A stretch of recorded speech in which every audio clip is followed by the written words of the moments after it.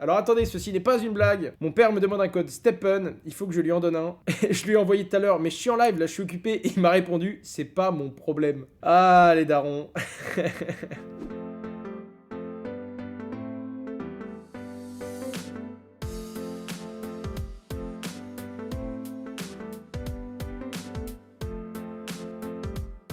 On a un Bitcoin qui, ça y est, il est venu briser les 45 000 $. Et il a ensuite rebondi, comme vous le savez, en tout cas si vous suivez mes lives depuis 1, 2, 3 mois, donc si vous avez bouffé approximativement 12 lives, on était en train de rebondir toujours entre deux limites en fait. On n'arrivait pas à remonter au-dessus du 45 000 $ durablement, et on venait rebondir depuis le début de l'année, en tout cas 2022, c'était long, c'était chiant, très clairement, on va le mettre sur 3 mois, et on était en dessous de ces fameux 45 000 $, on est descendu jusqu'à un petit 33 000 et on rebondit.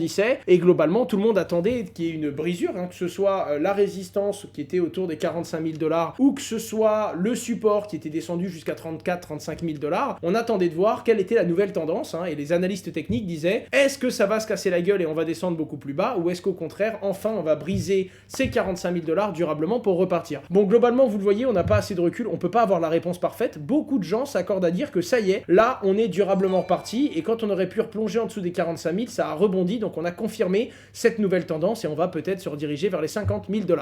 Bien envie de me commander un Ledger, est-ce que le Nano X est nécessaire ou le Nano S suffit? Écoute, pourquoi pas faire l'entre-deux, c'est le Nano S nouvelle génération je crois, et il fait totalement le taf. Le truc en fait c'est que la Nano S, ce qu'elle a c'est de la place en moins, donc si tu veux mettre beaucoup d'applications et de blockchains différentes, ça peut te servir d'avoir une Nano X, mais en réalité la nouvelle version de la Nano S peut mettre 5-6 applis je crois, et moi j'en utilise pas plus, et la Nano X tu peux vraiment en mettre beaucoup, donc c'est top, mais ce que je veux dire c'est que si t'as Bitcoin, Ether et quelques tokens ERC20, t'emmerdes pas la Nano S, ça fait totalement le taf. À quand les vidéos des projets early YouTube comme la sienne? Alors en ce moment il y a beaucoup de vulgarisation, il y a beaucoup de nouveaux sujets sur la blockchain et sur les crypto-monnaies, donc je fais beaucoup moins de vidéos sponsorisées sur ma chaîne principale. Pourquoi? Déjà parce que je parle de petits projets sur ma chaîne secondaire, je vais vous en présenter un aujourd'hui, et ensuite parce que il y a des moments où je peux faire des sponsors et vous présenter des projets que j'aime bien. Vous le savez, il y a beaucoup de gens qui attendent mes projets pour investir dessus, et donc j'ai toujours la pression et ça me fait peur parce que les 10 derniers projets que j'ai présentés, les tokens sont montés, ils ont pris de la valeur, donc j'ai peur également parce que maintenant les gens ne sont plus raisonnables, ils respectent pas un money management. Dès que je présente un projet, ils mettent du pognon dessus, et un jour ça va péter, c'est la vie, c'est comme ça. Vous savez, un bon trader c'est pas quelqu'un qui s'en sort tout le temps, c'est quelqu'un qui a plus de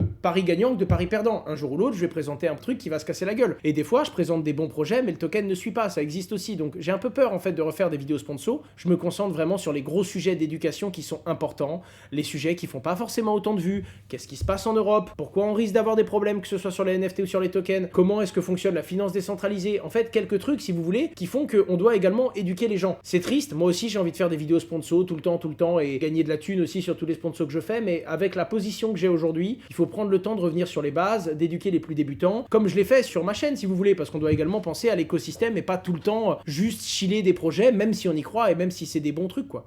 Là où il y a beaucoup de bruit en ce moment sur un fameux OpenSea, donc la grosse plateforme qui permet d'acheter et de vendre des NFT, et il y a un gros bruit puisqu'ils commencent à demander des KYC, donc à récupérer l'identité de certaines personnes qui utilisent la plateforme. En tout cas, il pourrait y avoir un avantage, c'est que grâce à MoonPay, on va pouvoir du coup acheter des NFT directement par carte bleue, et ça devrait faciliter l'adoption de la plateforme et permettre à beaucoup de gens qui ne s'y intéressaient pas jusqu'à présent d'acheter des NFT. Je voulais juste vous parler d'Asher.com. À quoi sert Asher.com? J'ai essayé de vraiment récapituler toutes mes activités sur ce site, donc vous avez ici les vidéos qui sortent, que ce soit sur la chaîne principale ou sur la chaîne secondaire, vous avez la dernière vidéo sortie sur ma chaîne, le Twitch dès qu'on est en live, oh bah ça tombe bien, on est en live, et c'est ici, sur Medium, parce que vous le savez, avec Thibaut, toutes les 2 semaines on sort le bloc-notes, c'est un petit bout de papier qui permet gratuitement de recevoir un récapitulatif que vous pouvez lire en moins de 5 minutes, les 10 dernières news les plus incontournables que vous ne deviez absolument pas manquer. Si vous cliquez sur Newsletter, vous avez ici 3 boutons. Et ces boutons sont magiques, pourquoi? Parce qu'en cliquant ici, vous recevez un mail dès qu'il y a une nouvelle vidéo sur ma chaîne principale. Ici, une annonce importante en mode... ça, c'est vraiment un truc que j'utilise rarement, mais c'est vraiment le « les gars, ça craint, à l'aide ». Et le dernier, c'est le bloc-notes. Quand il y a un nouveau bloc-notes qui sort, vous pouvez le recevoir gratuitement par email. Et si vous cochez les 3, vous recevrez les 3 tout simplement. Vous avez un formulaire de contact pour me contacter, que ce soit pour un cas particulier, une question, ou que ce soit pour un contact professionnel. Et pour finir, les fameux tutoriels. Alors la page là est catastrophique, mais on est totalement en train de la refaire. Donc n'y prêtez pas importance pour l'instant. Juste un petit truc, vous avez tous mes réseaux en bas. LinkedIn, TikTok, Medium, Snapchat, Instagram, Facebook, Twitter, YouTube... Et très bientôt, mon OnlyFans, pas du tout, absolument pas. Alors, Verco, c'est une plateforme qui va permettre la tokenisation rapide de jeux. Comme vous le savez, on est dans une grosse révolution, il y a d'énormes acteurs. On a trois grandes familles. Ceux qui font des jeux vidéo très rapides, pourris, et qui mettent de la blockchain pour dire « Ouais, c'est un jeu blockchain trop bien, ça va valoir des milliards ». Un peu à la Axie Infinity, hein, parce que s'il n'y avait pas d'argent derrière, autant vous dire que ça aurait jamais marché comme ça. Je pense que vous en doutez bien. Deuxièmement, ceux qui font des grosses plateformes et qui vont créer eux-mêmes leurs jeux vidéo.